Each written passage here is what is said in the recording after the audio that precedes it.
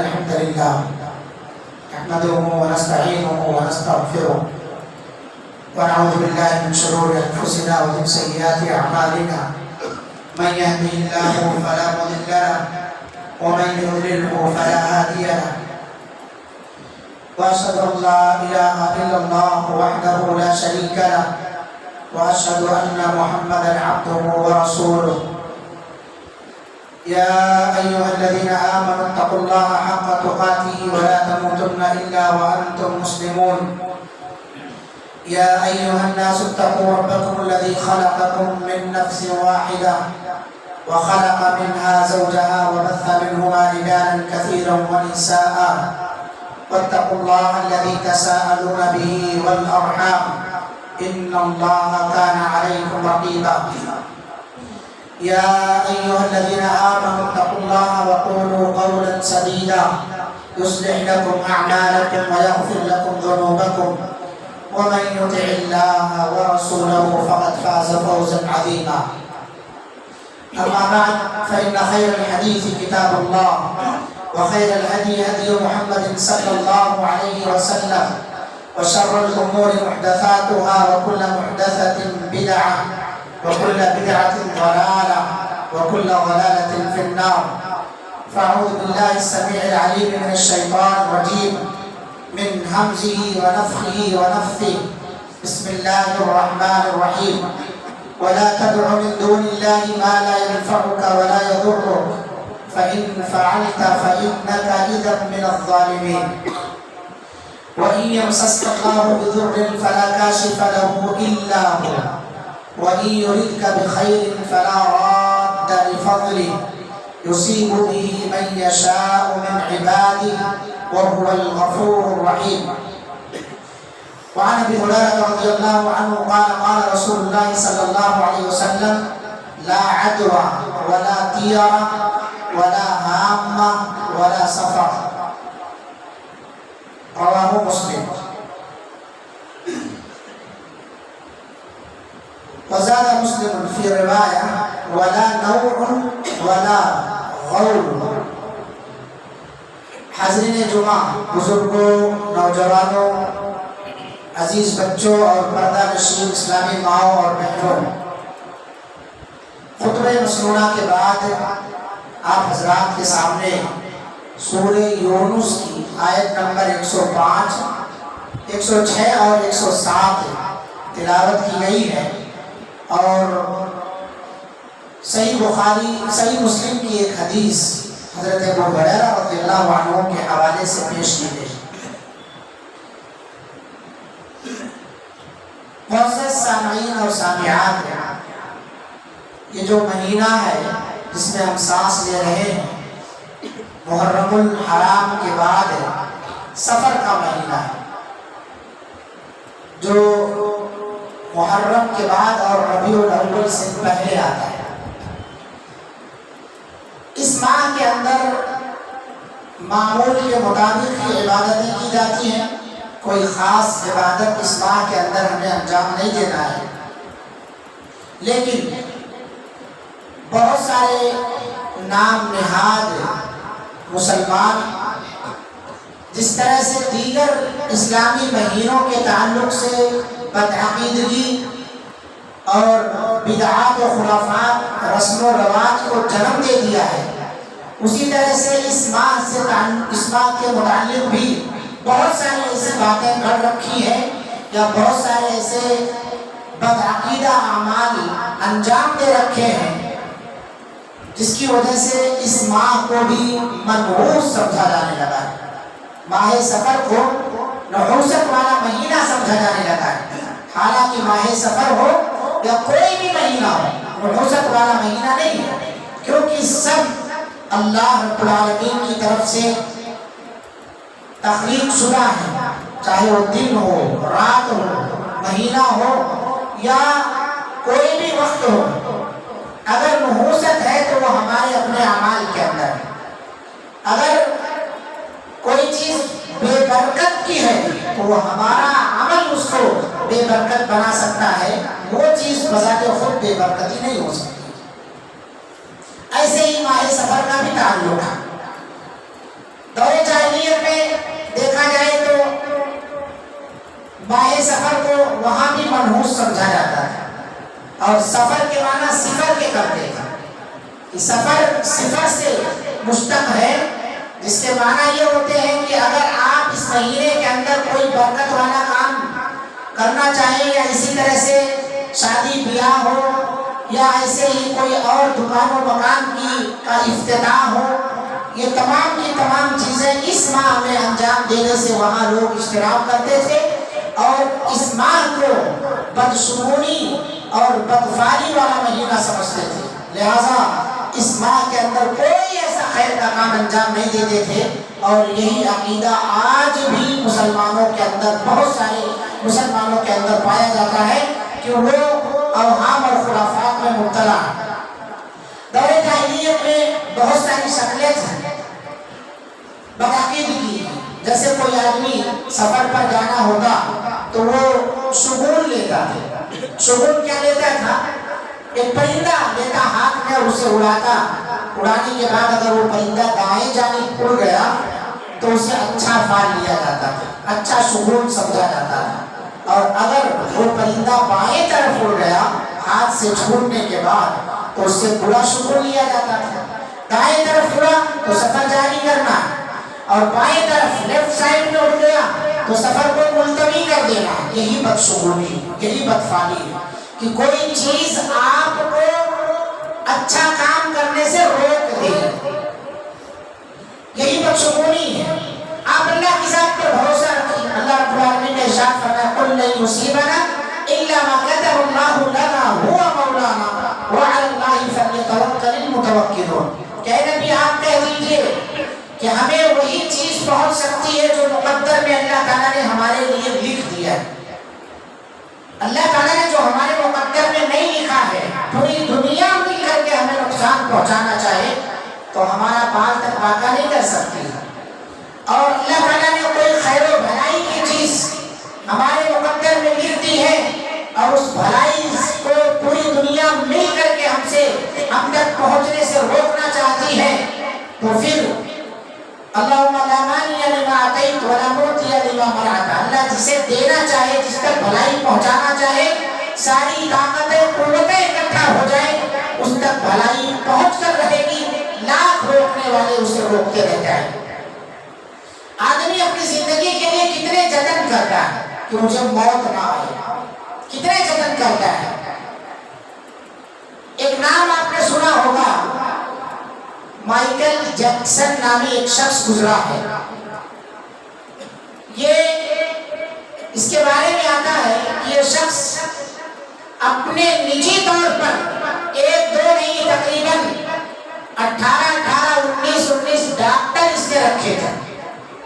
اس کے کھانے وغیرہ کا سارا مسئلہ روزانہ چیک ہوتا تھا، سر سے کے بال سے لے کر پیر کے ناخن تک روزانہ اس کا ٹیسٹ کیا جاتا تھا، اور اس کی آرزو کیا تھی کہ میں تقریباً 150-200 سال تک زندہ رہوں اس دنیا کے اندر۔ اس وجہ سے اس نے کچھ ایسے لوگوں کی کفالت کر رکھی تھی کہ اگر اس کی کڈنی خراب ہو یا اسی طرح سے جسم کا کوئی بھی عضو خراب ہو جائے تو دوسرے ڈونروں کو رکھا تھا، اور ان کی خود ان کا خرچہ اٹھاتا تھا، پرورش کرتا تھا، ان کے اوپر لمبے اخراجات وہ کیا کرتا تھا۔ مگر کیا ہوا؟ ان سارے جتن کے باوجود نہ وہ ڈاکٹر کام آئے، نہ اس کے جو کھانے کے چیک کرنے والے لوگ تھے وہ نہ بچا سکے، اور نہ ہی یہ ڈونر جو ڈونیٹ کرنے کے لیے وہ پاک رکھے تھے وہ کسی کام نہ آئے۔ دل کے اندر درد اٹھا اور دل کی دھڑکن بند ہو گئی، سارا جسم اس کا ساکت ہو گیا، وہ آدمی مر گیا جو 150 سال زندگی جینے کے لیے 1000 جتن کیا ہو۔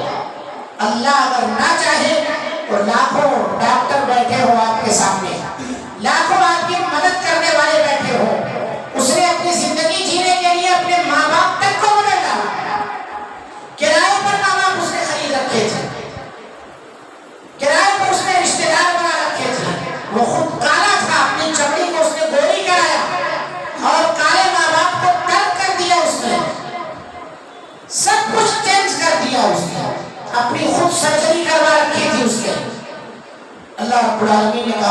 يصيبنا إلا ما كتب الله لنا هو مولانا.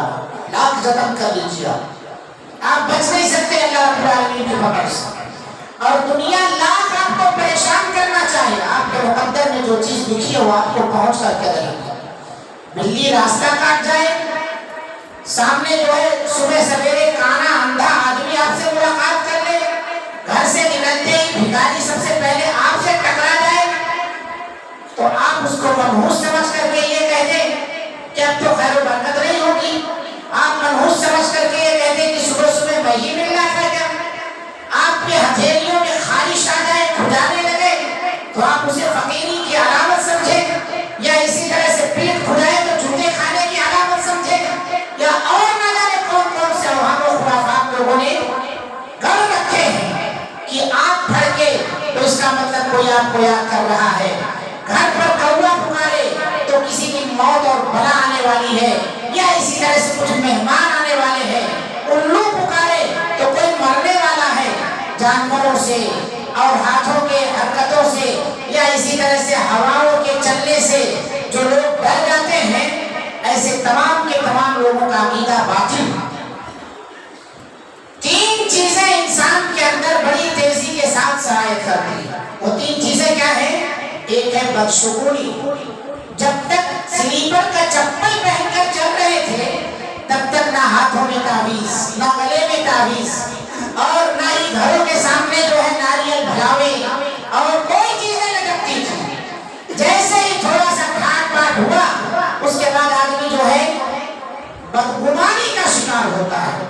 یہ سمجھتا ہے کہ میرے بہت دشمن ہو گئے ہیں. تو اللہ کے دشمن ملے ہیں اس کی کوئی فکر نہیں ہے، اپنے دشمنوں کی فکر لگ گئی ہے کہ میرے پیچھے بہت دشمن ہو گئے. قُلْ لَن يُصِيبَنَا إِلَّا مَا كَتَبَ اللَّهُ لَنَا هُوَ مَوْلَانَا. یہ ہزاروں دشمن ہو، اللہ کی فوج آپ کی حفاظت کرنے کے لیے بہت بڑی ہے.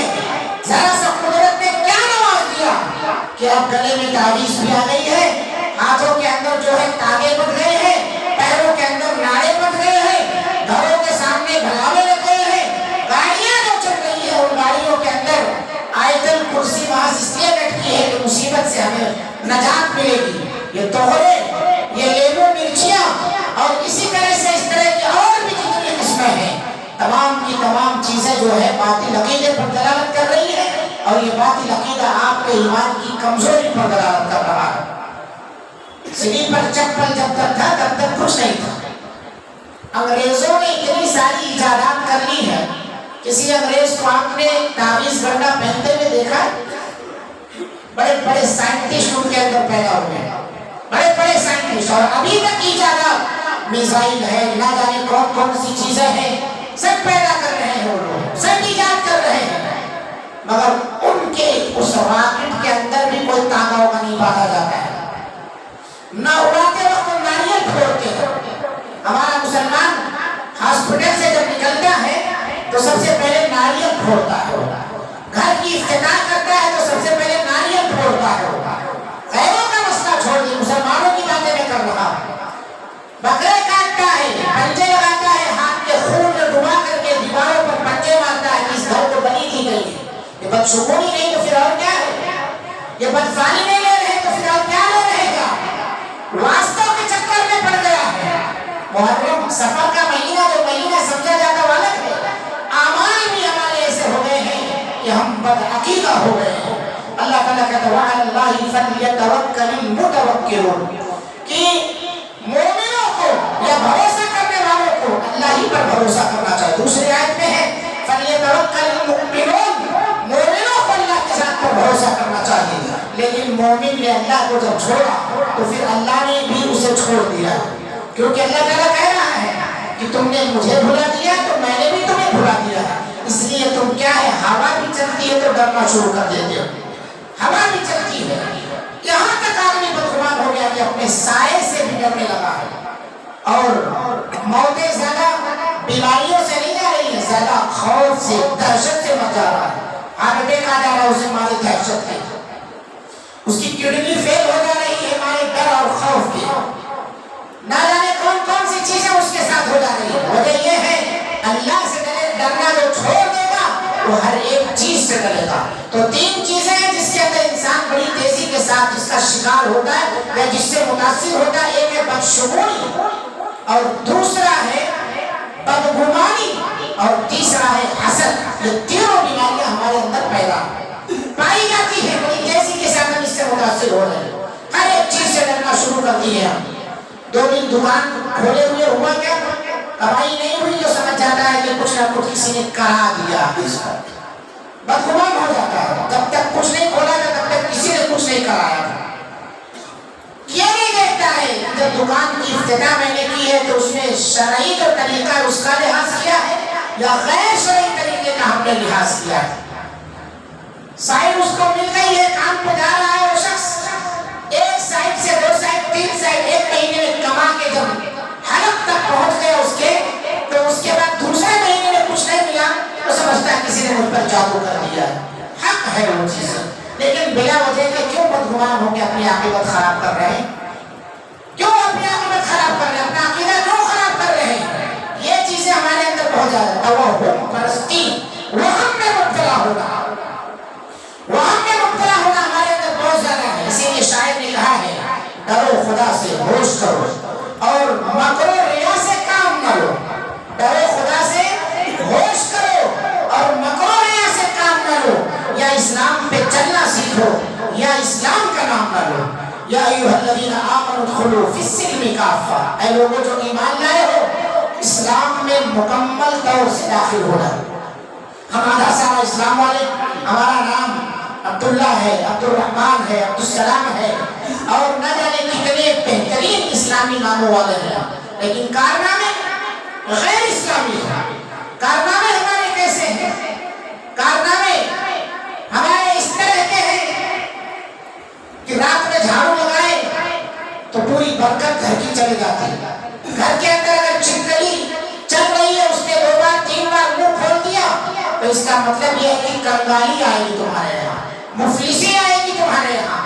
دودھ ابل گیا نئی بہو سے تو اس کا مطلب یہ ہو گیا ہمارا کارنامہ، ہمارا عقیدہ یہ ہے، ہم یہ سوچ لیتے ہیں کہ یہ منحوس بہو ہے، پہلی مرتبہ میں دودھ ابل گیا اس سے، اس کا مطلب یہ گھر اب اس کے اندر برکت نہیں آئے گی، نحوست زدہ ہے، کل کوئی ہے ہمارے گھر کے لیے آئی تھی۔ طرح طرح کے الفاظ سے ہم نماز نہ شروع کر دیتے ہیں اسے، نعوذ باللہ۔ یہ اسلام والوں کا عقیدہ، وہ نبی جو اس دنیا کے اندر اسی طرح کے اوہام و خرافات کو دور کرنے کے لیے مبعوث کیا گیا، اس امت کے اندر اس سے ڈبل جو دور جاہلیت میں پائے جاتے تھے اس سے ڈبل ہے اوہام و خرافات۔ دور جاہلیت کے چند نمونے جو ہم پیش کرتے ہیں بارہا تقریروں میں، دروس میں، خطبات میں، اس کی مثال کے طور پر کئی چیزیں دنیا کے اندر موجودہ دور کے حساب سے دیا جا سکتا ہے۔ لوگوں کا عقیدہ کتنا خراب ہے۔ اللہ کے رسول صلی اللہ علیہ وسلم نے فرمایا لا عدوى ولا طیرہ ولا حامة ولا سفر۔ اسلام کے اندر نہ تو عدوہ ہے، نہ طیرہ ہے، نہ بدفانی ہے اور نہ ہی حامہ ہے۔ یہ سارے عقیدے جو ہیں دور جاہلیت میں تھے، لیکن اس کو ہم نے بینڈنگ کر کے، اس کو ہم نے پینٹ پالش کر کے مزید خوشنما بنا دیا ہے اور اسے ہم عبادت سمجھتے ہیں، اور اسی کے بیس پر آج اتنے لوگوں کا پیٹ چل رہا ہے۔ اسی کے بیس پر ڈرا دھمکا کر کے، موٹی موٹی تعویذیں دے کر کے اور گاڑی رقمیں عائد کر کے لوگوں کا پیٹ چل رہا ہے۔ لوگ جو ہے اپنا دھندا بنائے ہوئے اس کے بیس پر۔ اللہ کہتا ہے بندو اللہ پر بھروسہ رکھو، ان سب کی دکانیں بند ہو جائیں۔ یہ عقیدہ اگر ہمارے اندر آ جائے کہ جتنا ہمارے مقدر پہ روزی لکھی ہے اتنا ہم پاتے رہیں گے، اس سے پہلے ہم مرنے والے نہیں ہیں۔ جتنی ہماری زندگی لکھی ہے اتنی ہم جیتے رہیں گے، اس سے پہلے ہم مرنے والے نہیں۔ یہ الگ بات ہے کہ ہماری زندگی میں آزمائشیں آئیں، ابتلا اور مصیبت، پریشانیاں، دکھ تکلیف ہے، آئیں گی، کیونکہ اللہ کا اعلان ہے کہ کیسے لوگوں نے یہ سمجھ لیا ہے کہ انہیں مرنے سے پہلے آزمایا نہیں جائے گا۔ احسب الناس ان یترکوا ان یقولوا آمنا وهم لا یفتنون۔ جو لوگ یہ کہتے ہیں کہ ہم ایمان والے ہیں، ایمان لے آئے، انہوں نے یہ کیسے سوچ رکھا ہے، کیسے اطمینان میں ہو گئے کہ بغیر آزمائے وہ چلے جائیں گے دنیا سے۔ تو اللہ کا قانون ہے آزمائش ہو، لیکن اس آزمائش میں لڑکھڑاہٹ نہیں آنا چاہیے، صبر اور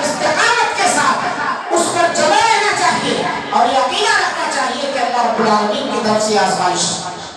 جیسے نبیوں نے صبر کیا ہے، صبر انبیاء کی جو سنت ہے، ہمیں اس کا دامن نہیں چھوڑنا. مصیبتیں آتی ہیں، طرح طرح کی مصیبتیں، آزمائش آتی ہیں. کسی کے یہاں اولاد نہ ہو تو سمجھتا ہے کہ اس کے اوپر جادو کرا دیا گیا ہے. کسی کے گھر میں کسی کی نوکری نہ لگتی ہو تو وہ سمجھتا ہے میرے ساتھ کچھ ایسا کرا دیا گیا، ویسا کرا دیا گیا ہے.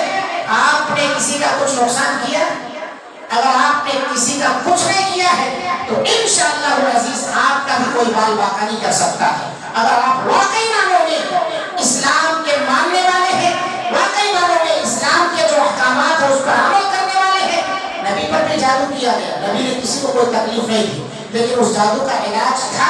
علاج کروائیے، ختم ہو مسئلہ. اگر واقعی میں ہے ایسی کوئی چیز تو آپ علاج کروائیے، علاج کروائیے، شرعی طریقے کا علاج کرائیے، غیر شرعی طریقے کا علاج نہیں.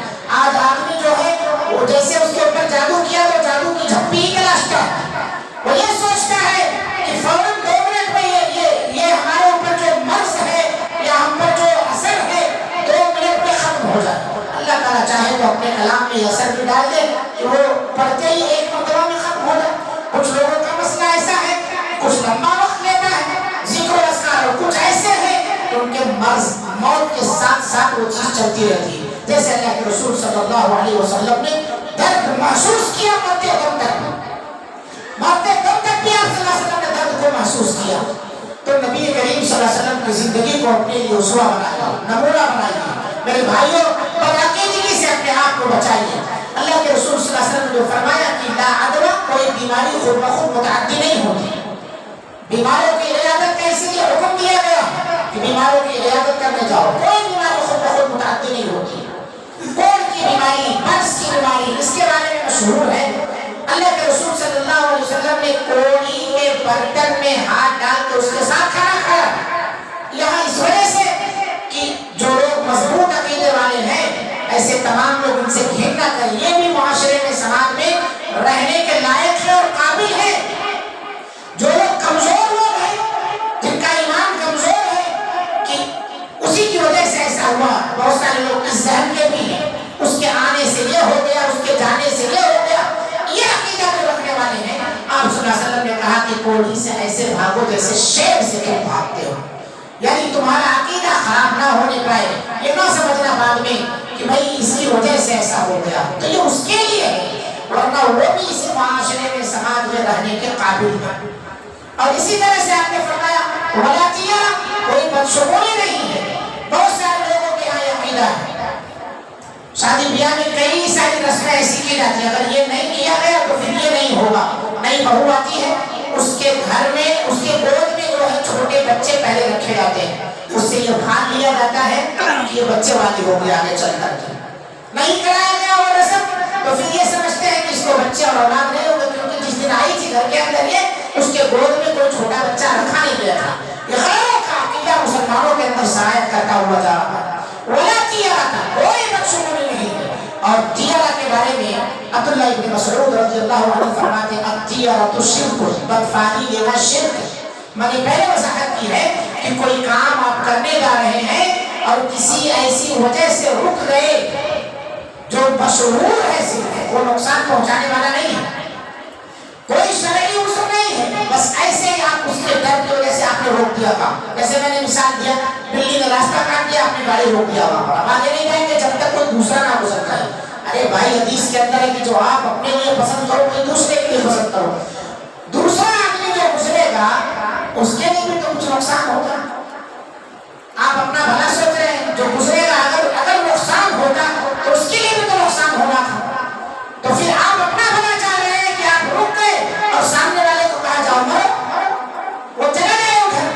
اسی لیے کہا ولا تیارہ کا یہ سب بدشگونی ہے. وہ جانور بیچارہ روڈ پار کر رہا ہے، اس کو کیا معلوم کہ آپ کس سے بیٹھ کے جا رہے ہیں اور آپ کون صاحب ہیں جس کی وجہ سے میں جانا روک دوں اور میں یہاں ٹھہر جاؤں، تھوڑی دیر میرے لیے سگنل چل رہا ہے، آپ گزر جائیں گے، آج صاحب نکل رہے ہیں بول کر.